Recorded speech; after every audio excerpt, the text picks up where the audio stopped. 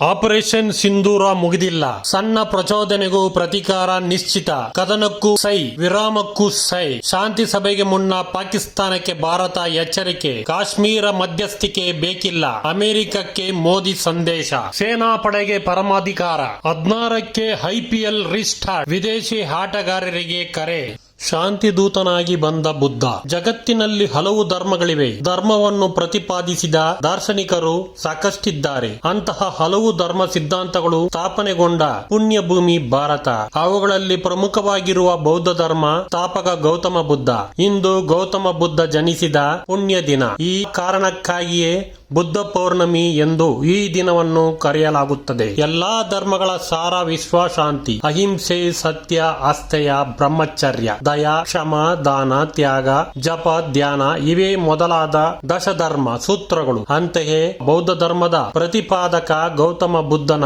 ಶಾಂತಿ ಸಂದೇಶ ಇಡೀ ಜಗತ್ತಿಗೆ ಬೇಕಾದ ಸರ್ವಕಾಲಿಕ ಸತ್ಯ. ಕ್ರೈಮ್ ಪ್ರಪಂಚ ಡಿಜಿಟಲ್ ನ್ಯೂಸ್ಗಾಗಿ JP.